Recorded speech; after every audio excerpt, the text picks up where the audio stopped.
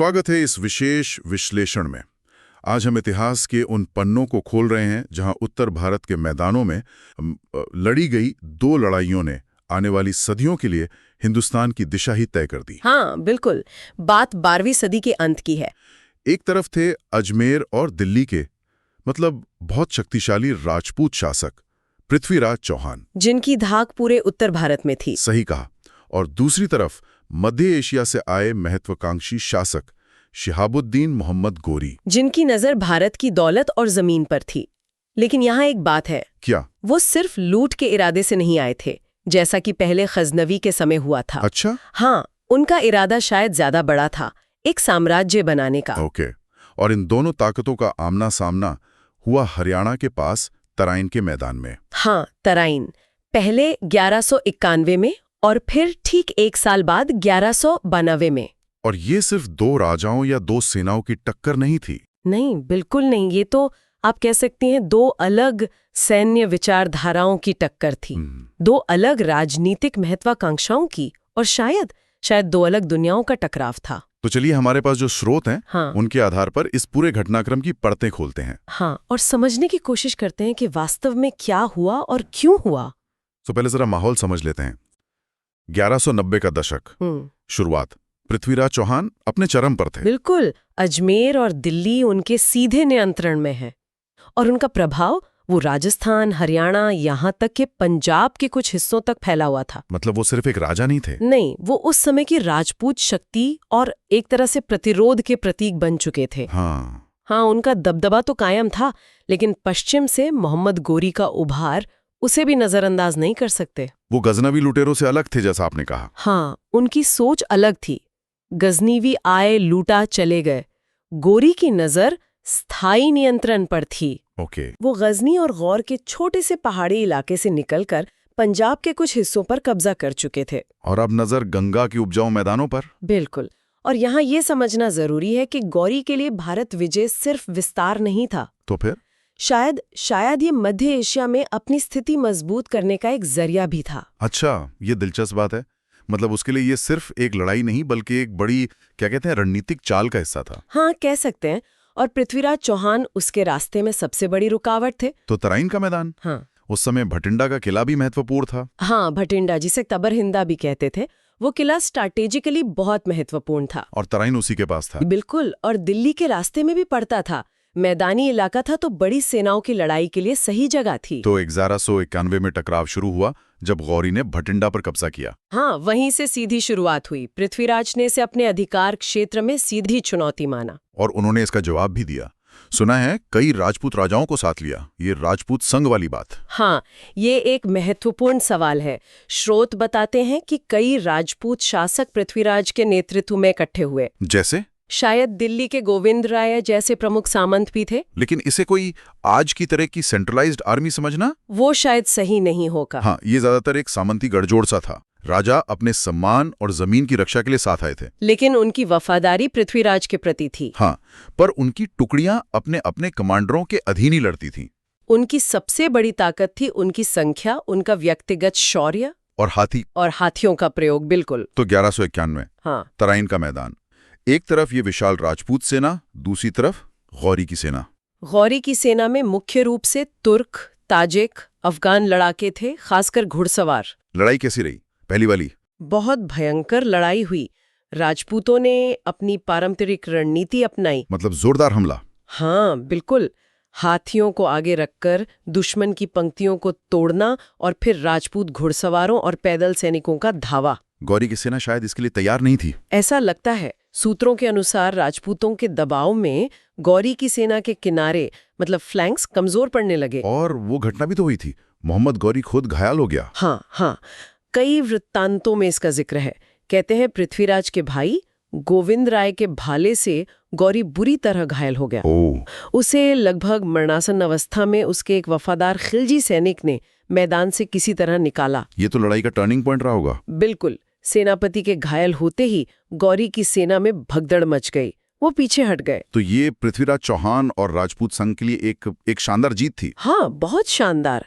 इसका असर भी बहुत बड़ा हुआ। क्या असर हुआ? गोरी को न सिर्फ पीछे हटना पड़ा, बल्कि भटिंडा का किला भी राजपूतों के हाथ आ गया। अच्छा। और इस जीत ने पृथ्वीराज की प्रतिष्ठा को आसमान पर पहुंचा दिया।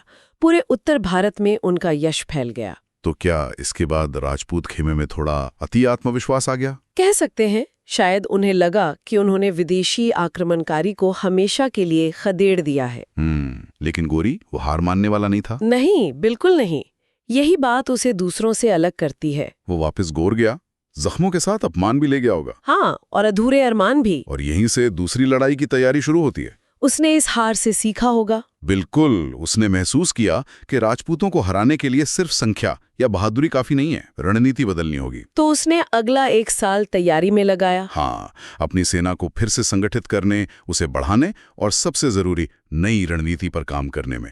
क्या बदलाव किए उसने? सेना बड़ी थी इस बार। मध्ययुगीन संख्याओं पर हमेशा थोड़ा शक रहता है। हाँ। लेकिन संख्या से ज्यादा जरूरी था सेना का कॉम्पोजिशन और रणनीति। अच्छा, वो कैसे?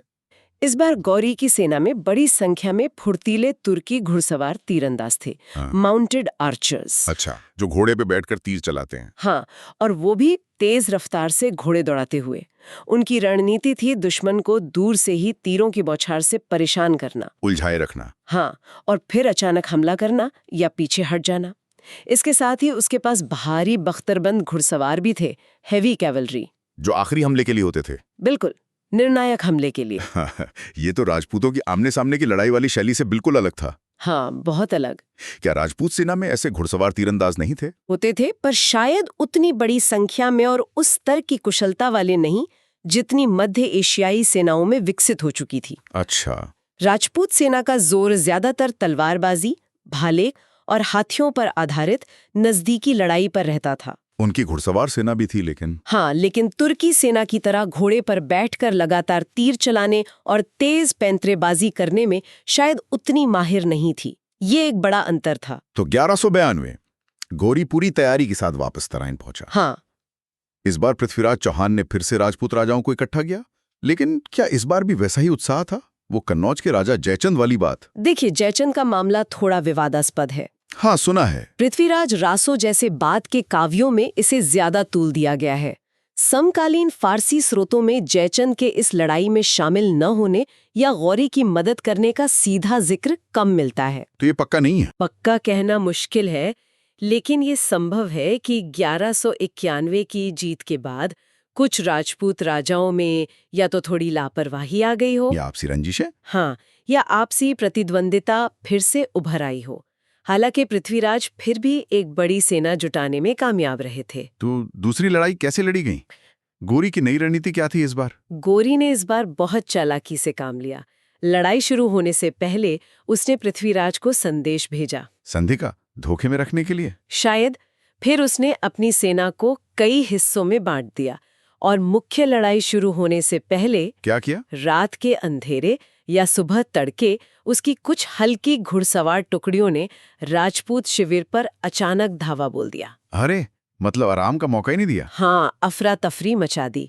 एक तरह से मनोवैज्ञानिक दबाव बनाने की कोशिश।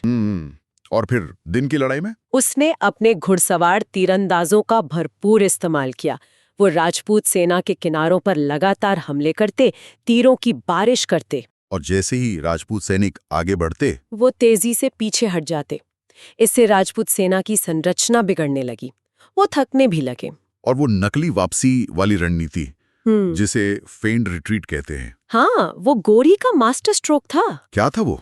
लड़ाई के दौरान गौरी की सेना के कुछ हिस्से जानबूझकर भागने का नाटक करते हुए पीछे हटे। अच्छा। राजपूत सैनिकों को लगा कि दुश्मन हार मानकर भाग रहा है।